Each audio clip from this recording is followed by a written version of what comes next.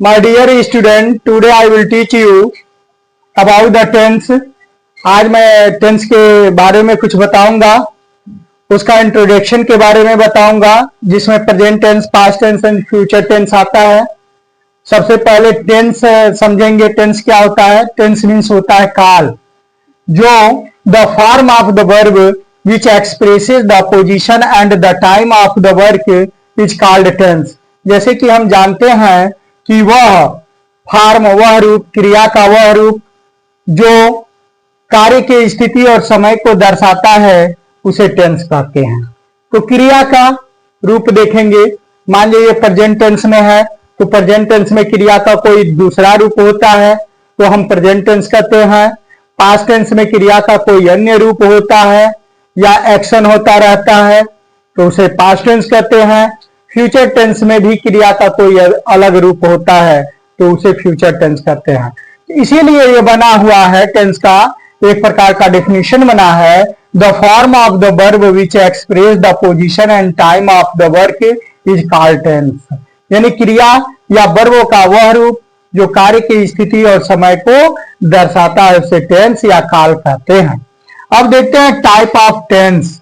ये types of tense क्या होता है या कितने प्रकार के होते हैं? तो टाइप्स ऑफ टेंस जो होता है वह मुख्यतः 3 प्रकार के होते हैं, प्रेजेंट टेंस, पास्ट टेंस और फ्यूचर टेंस।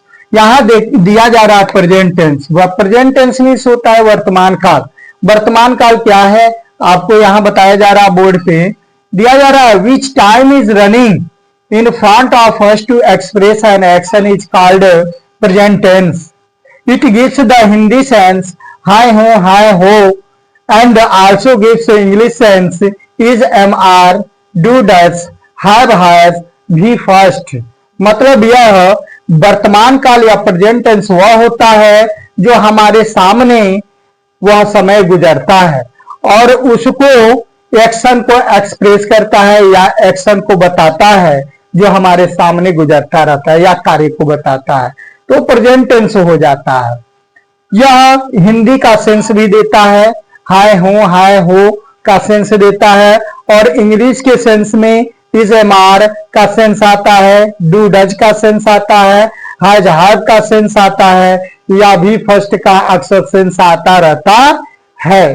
तो ये पहचान करने का एक तरीका है कि प्रेजेंट टेंस इंग्लिश में कैसे पहचानेंगे और पास्ट प्रेजेंट टेंस हिंदी में कैसे पहचानेंगे। एग्जाम्पल दे रहा है, सी प्लेज अगेन, वह एक खेल खेलती है आ रहा है इसमें, या वर्ब का जो मुख्य वर्ब है, मेन क्रिया है, मेन वर्ब है, उसका फर्स्ट फॉर्म है।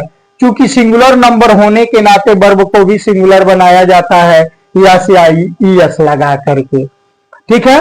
तो हम देखते हैं यहाँ प्लूरल नंबर का सब्जेक्ट होता है यहाँ पे, तो प्लूरल नंबर का प्लूरल नंबर ही रह जाता है, यानी कि वर्ब हमेशा प्लूरल नंबर में होती है। उसे सिंगुलर बनाने के लिए यस या यस लगाते हैं, वह भी वर्ब की फर्स्ट फॉर्म में ही आते हैं।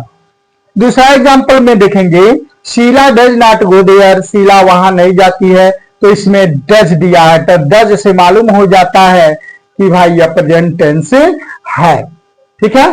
तो इसके अलावा हम देखते हैं कि इसको हिंदी में सेंस लेते हैं कि Sheela does not go there, Sheela वहां नहीं जाती है, तो उसमें भी तो नहीं जाती है आ रहा है, इसलिए वह प्रेजेंट टेंस है।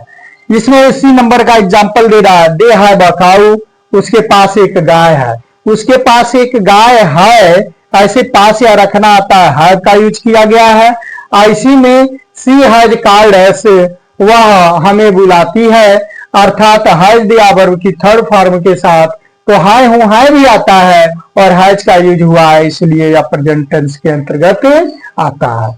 दूसरा होता है पास्ट टेंस। पास्ट टेंस मतलब होता है भूतकाल। भूतकाल क्या होता है? Which time is past before to express an action is called past tense.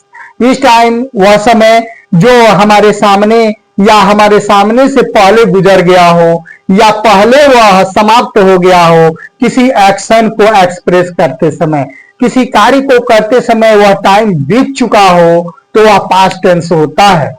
It gives the Hindi sense, इसमें भी हिंदी सेंस आता है, था थे थी आता है, and also gives English sense, was were did had भी सेकंड।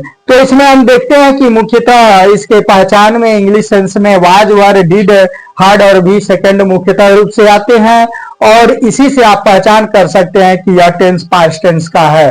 और उसके अलावा हिंदी सेंस में था, थे, थी आता है।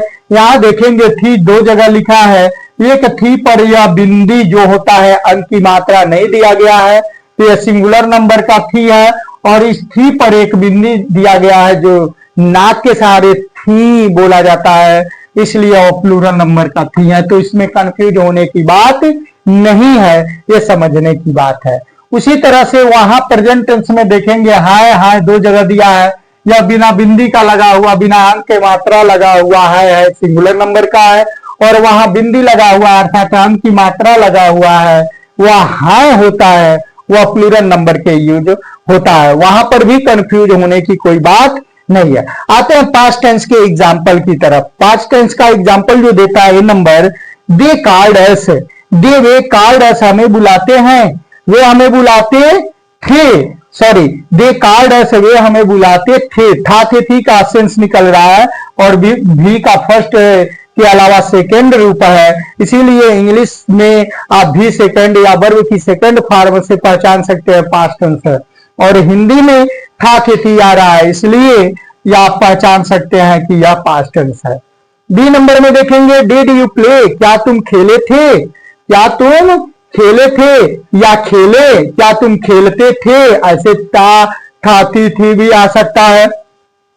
डिड से पास्ट टेंस की पहचान हो गई, कहीं भी डिड आ गया, या हिंदी में सेंस पास्ट टेंस का आता है, या था थे थी ये आता है, तभी आप जान जाएंगे पास्ट टेंस है। C number you had a pen, तुम्हारे पास एक कलम था आ गया, इसलिए वहां हिंदी का सेंस पास्ट टेंस और हैड का सेंस आपका भी पास्ट टेंस शो कर रहा है या भूतकाल शो कर रहा। D number Raman had learned a poem, यहां दिया है वर्ब की, यहां थर्ड फॉर्म दिया है और हैड यूज हुआ, तो इससे मतलब नहीं है हैड यूज हुआ है ना, इसलिए आप पहचान कर सकते हैं यह पास्ट टेंस का है। और इस तरह से आप इंग्लिश में भी और हिंदी में भी पास्ट टेंस को पहचान सकते हैं। आप तीसरा पार्ट देखेंगे, इसमें तीसरा कांड फ्यूचर टेंस, ये फ्यूचर टेंस बता रहा है, इसको हिंदी में भविष्य काल बोलते हैं। ये है इसका जो डिफिनेशन के रूप में दिया गया है, which time is about to come next to express an action is called future tense. कह रहा है कि वह टाइम, वह समय लगभग एक्शन को एक्सप्रेस करने के लिए, दर्शाने के लिए है ना आने वाला होता है, वह फ्यूचर टेंस होता है। It gives the Hindi sense गागेगी, या हिंदी सेंस में गागेगी देता है, and also gives the English sense will, shall, will be, shall be, will have, shall have, it is. कहने का मतलब यह है कि यह हिंदी सेंस में गागेगी के अर्थ देता है, और इंग्लिश सेंस में आपको विल, शैल या विल बी, शैल बी या विल हैव, शैल हैव का सेंस देता है। मुख्यतः विल या शैल से आप पहचान लेंगे कि फ्यूचर टेंस यह है। वह भी हिंदी सेंस के लिए गागेगी मुख्यतः यूज होता है। एग्जाम्पल से स्पष्ट हो जाएगा।